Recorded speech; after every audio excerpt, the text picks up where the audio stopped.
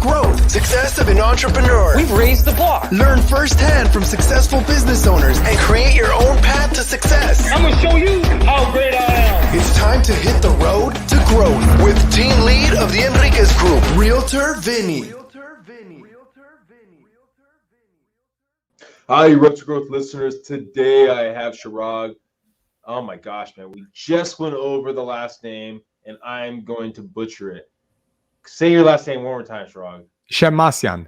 Shemmassian. See, I mean, I think most people in my shoes would have done horrible. What's the worst one you ever gotten at that? Oh my gosh. So at my college graduation, you know how they, call you up to the stage and to shake your hand and you take a photo with the dean or whatever. Yeah. I remember I had to write down the way it's pronounced, not you. The name is the way it's spelled, the name is pronounced. So I provided the information to them and, the dean or whoever it was, the professor on stage was like, Shirag Shemmassian. And I remember my brother, he had his camera out and, he was ready for his photo op. And I saw him drop the camera and say, "What?" And he missed the photo op. But that's a story. But as far as another good one was for my first name, out of Jamba Juice, I spelled out the name.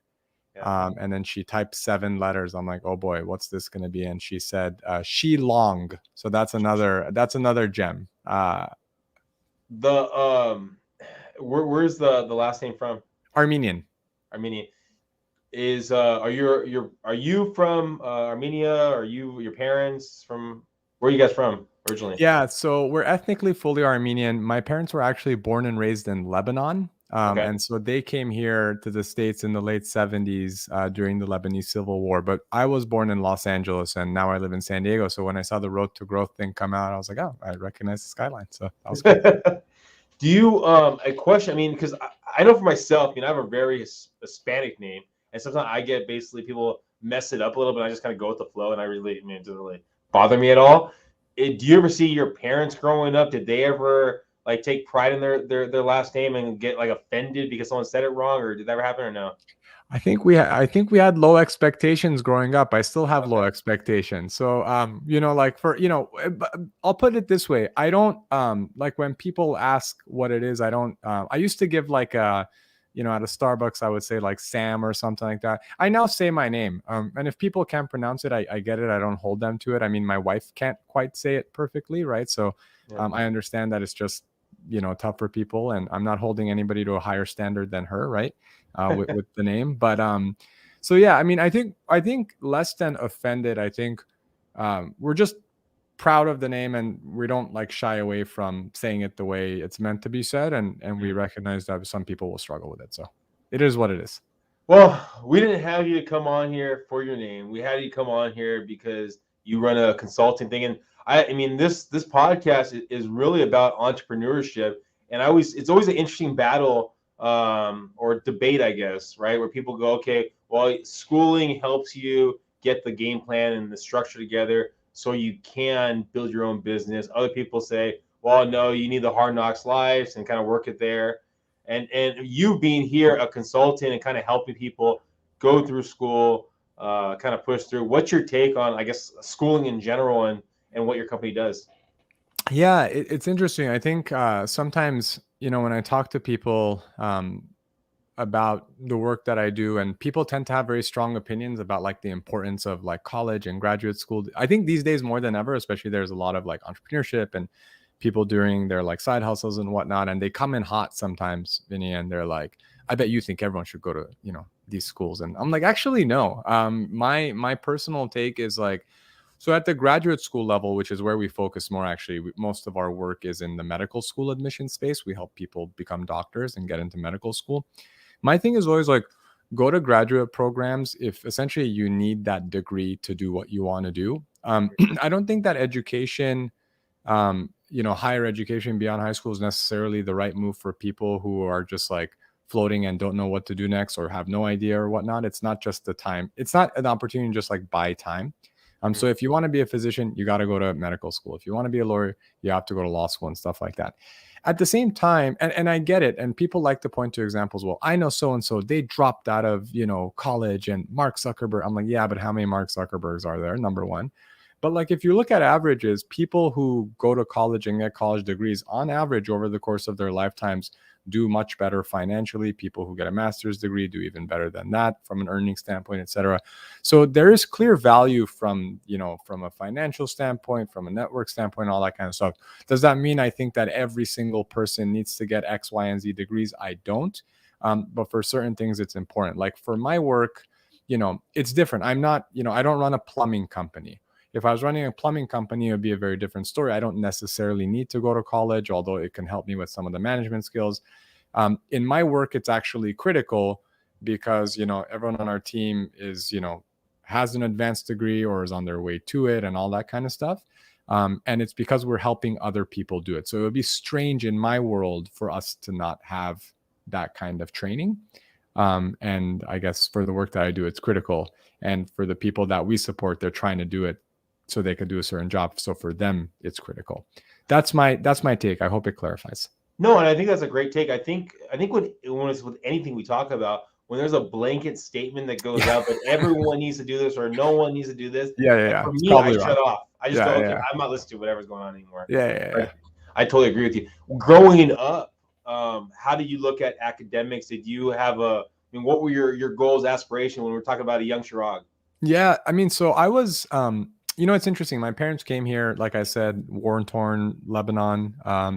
And my dad, the way they basically escaped was my dad got into a master's program. So they lived in like East St. Louis, right? So they came here, like cold weather. They're like, we don't know anybody here. I think they literally did have a few $100s in their pocket. I know everyone says that, but I think that was actually the case for them. So they were just hustling, right? And so after did his master's, they moved to LA. My dad was doing his Ph.D. at UCLA. And so I think for them, education was like a literal ticket out of their situation. And so when we were growing up, my brother and me, he's 3 years older than me, they basically just talked about like, you're going to go to college, you're going to become a doctor, dancer, like that kind of thing. It was almost like you're going to eat lunch today. Like it was just like a thing, like, oh, I'm going to eat lunch. Of course I'm going to eat lunch today. So for us, and I think I took it for granted back then, but I think that's a good thing in the sense that like, there was we never even thought there was an alternative.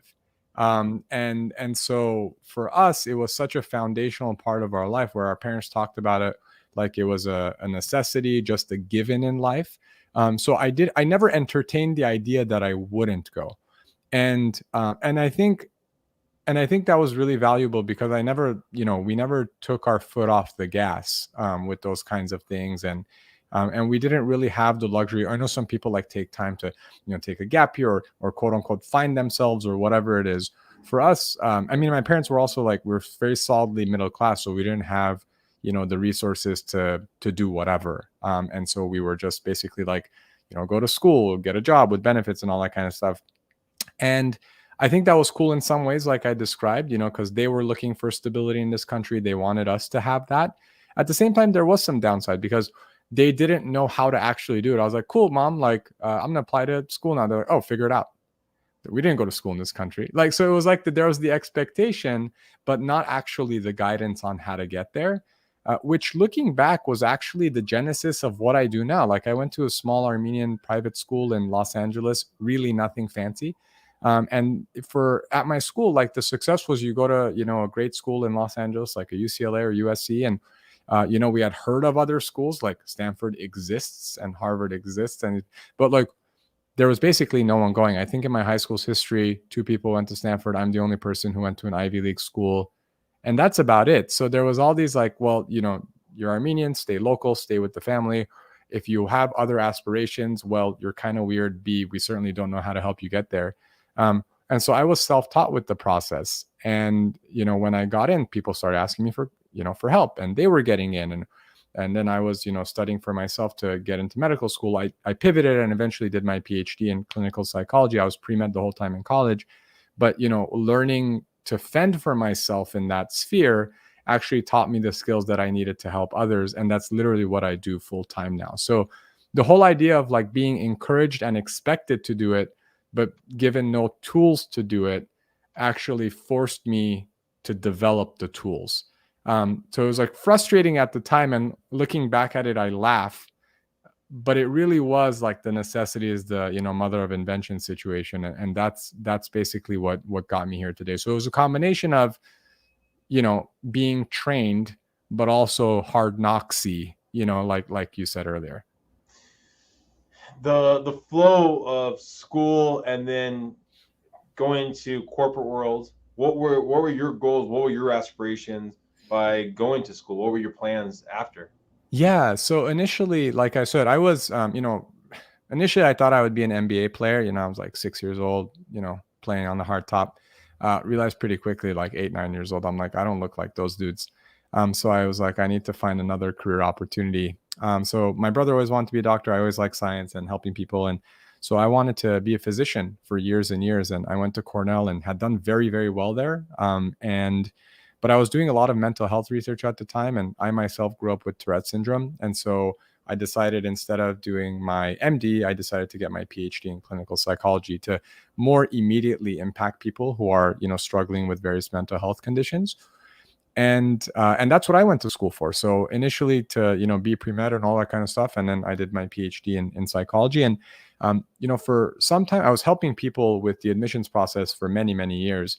Right after grad school, I was actually working, I was actually seeing patients in practice, and I was, building psychological tests and things like this.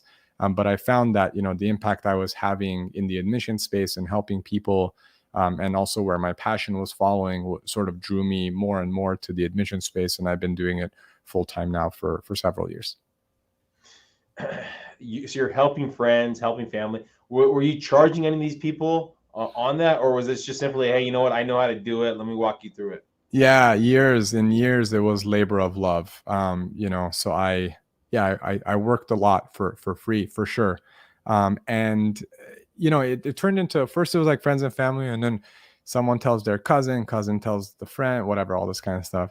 And I was like, okay, what ended up happening, and again, I didn't go into this like thinking one day I'll have an organization that does this professionally. Like, I don't know any kids who talk about one day I'm going to be in admissions, so it's not something that you necessarily like have a long-term vision to get into. It's something that when you develop an interest over doing it over time, it can turn into something more.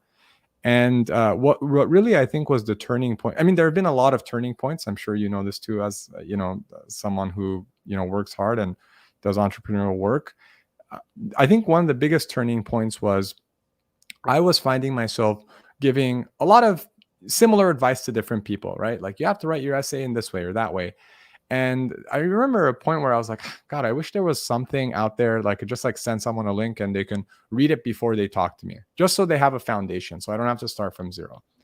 And I was like, this stuff isn't that good. It's like, 3 tips to whatever. Like, if it's like, 3 tips to sell your home, it's like, it's so much more complex than that. And I wanted to give people something more meaty. And I started, writing about them. And then the big turning point for me, Vinny, was I remember getting a few like emails and calls from random people. It wasn't anymore like a cousin's friend or a friend of a friend. It's like, hey, I was like, who are you?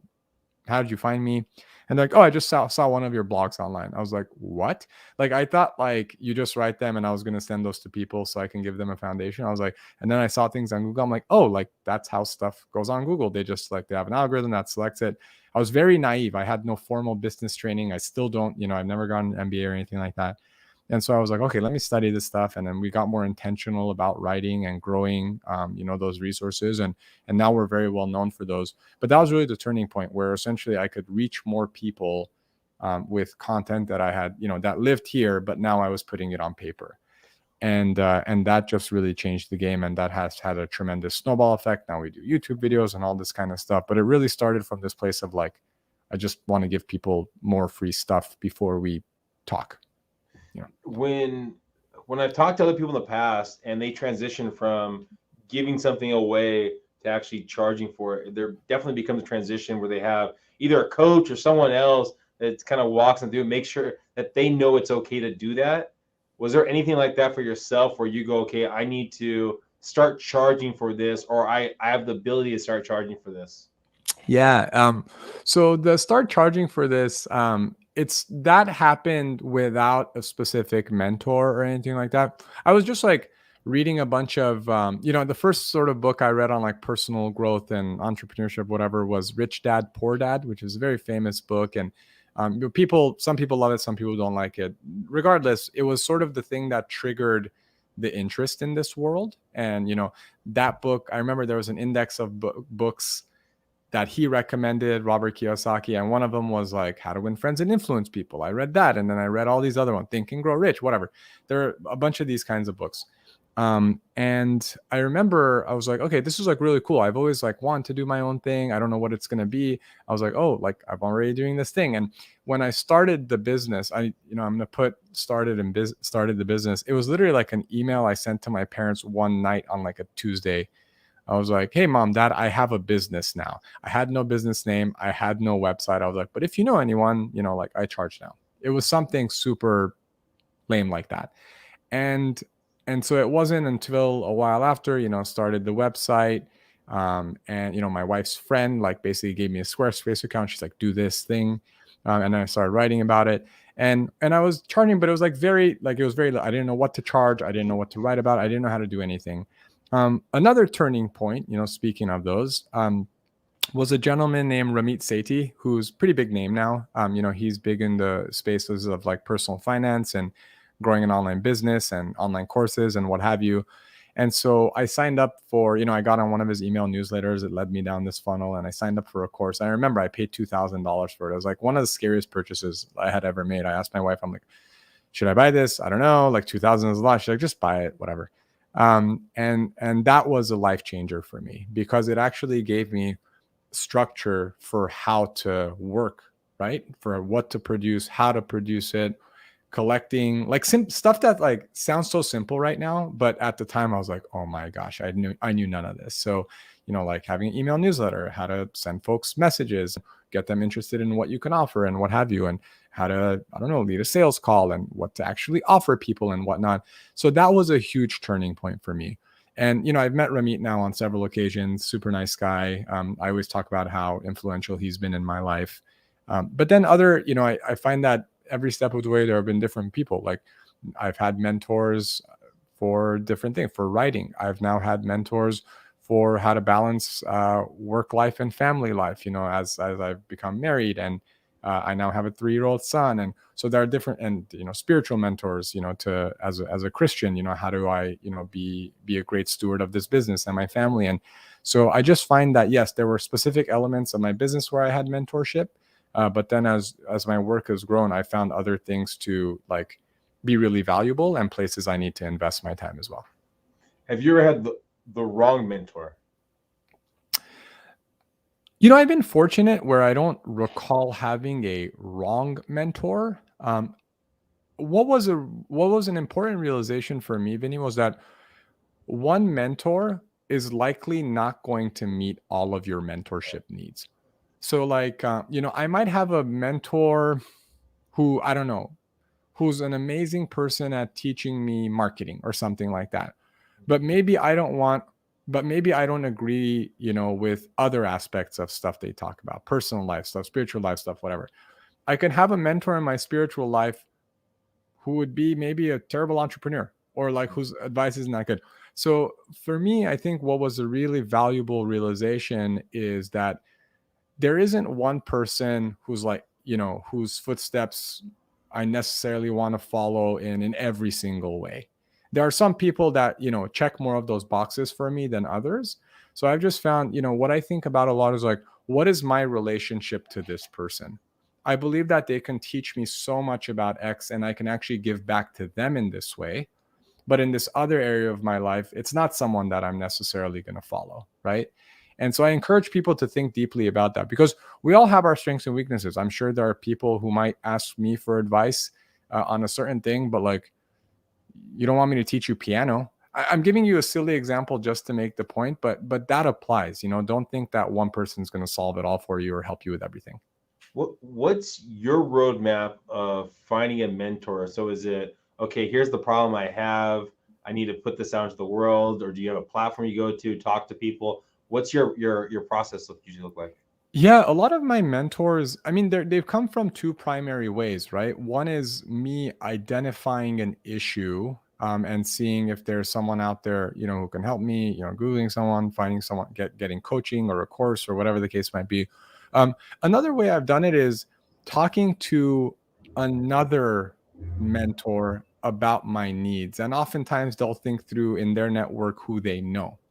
And growing up in a super like middle class family, it's not like my parents are both educators. My dad's a professor, my mom's a retired teacher.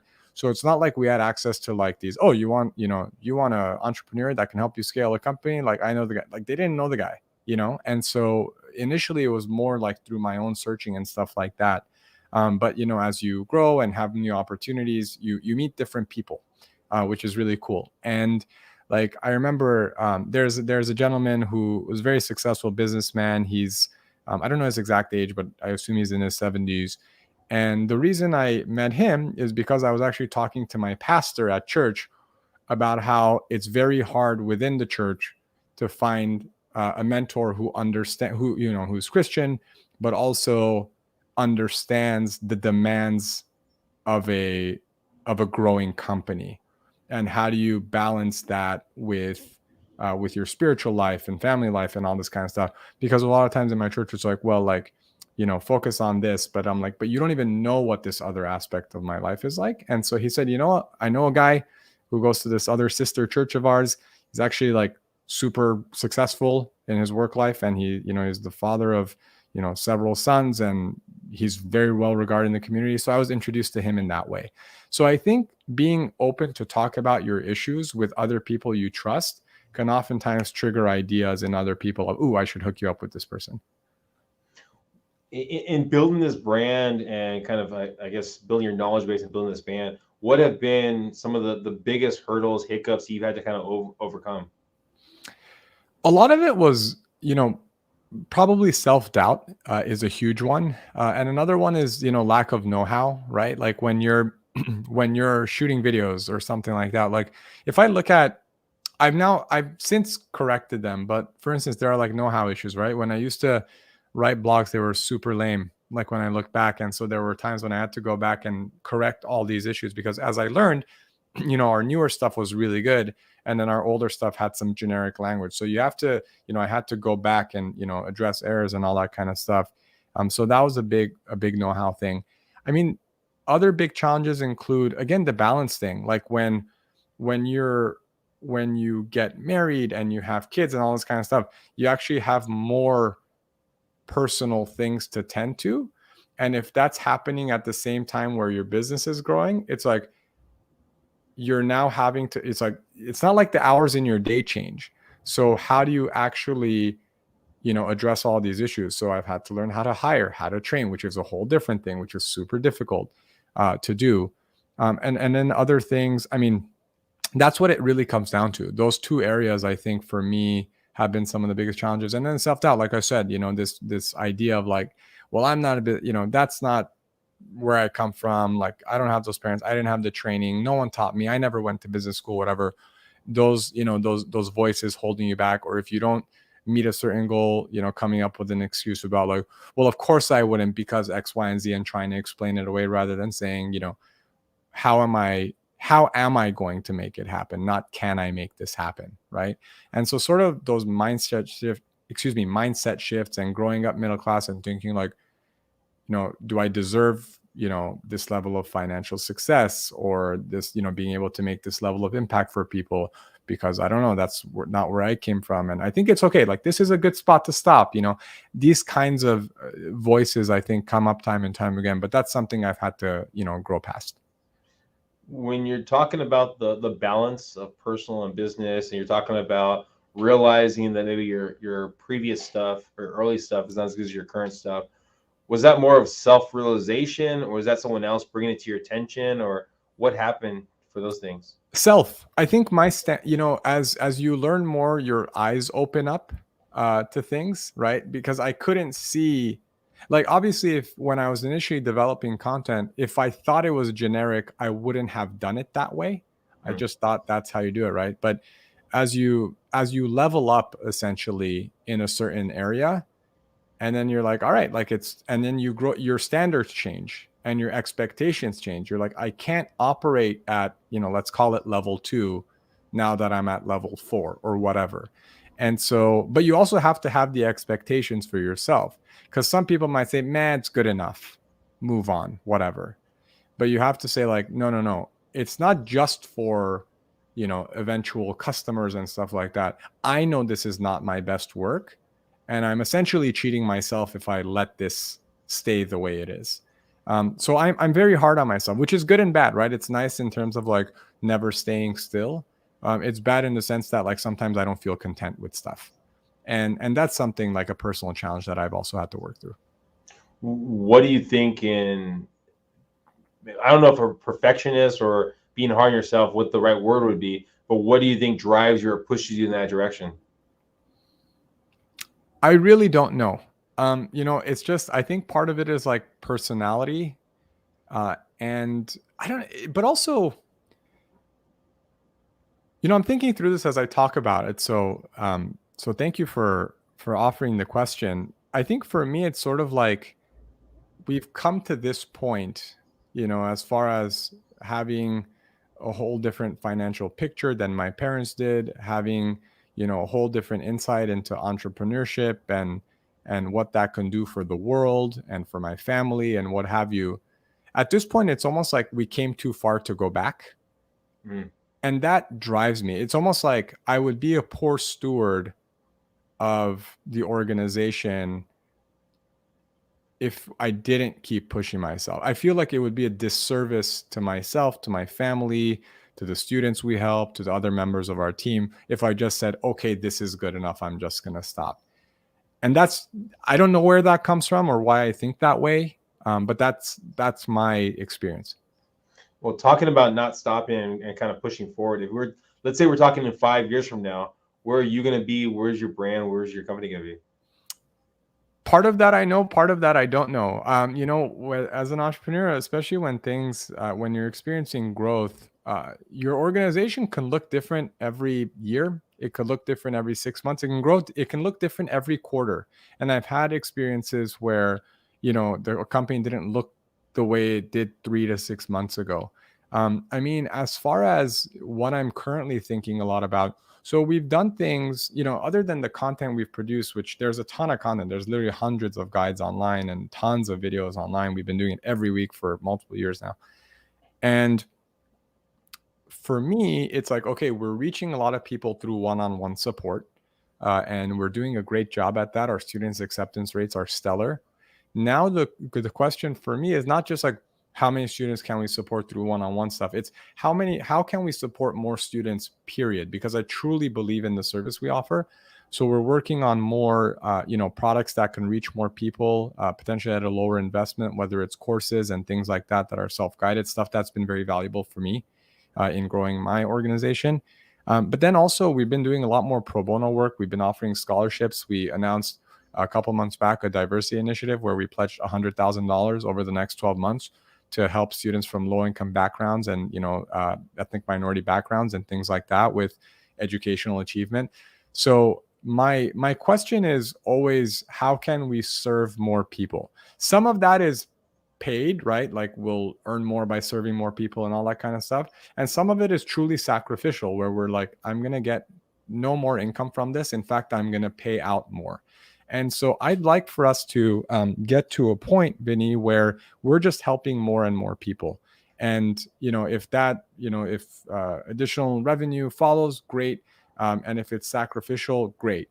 I just want to make sure that students out there have the information that I didn't have when I was growing up, that has, been previously been reserved for people who can just, pay money to get it or what have you.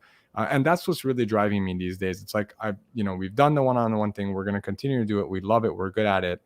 But that's not as motivating, right? Like in terms of like, let's help X many more people through one-on-one. Like, it's cool. I want to help as many people, but I think there's a whole, group of people in our society that we're not able to reach with the services that we're offering today that I'd like to reach.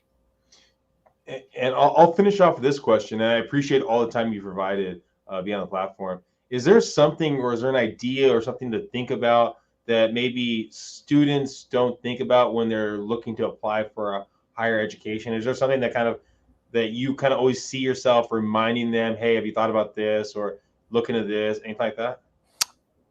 I oftentimes, so when I get questions like this, or not questions like the one you asked, but I often get questions from students where they're essentially limiting themselves. Like there's like a lot of self-limiting beliefs, right? Where students won't apply to certain schools because they're like, nah, they're not going to accept people like me anyway.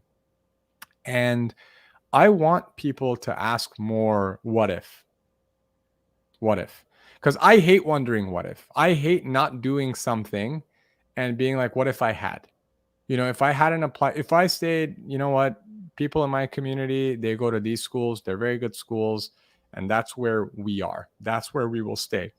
It wouldn't have pushed me to, seek stuff outside of that. Or, I have a good job with benefits.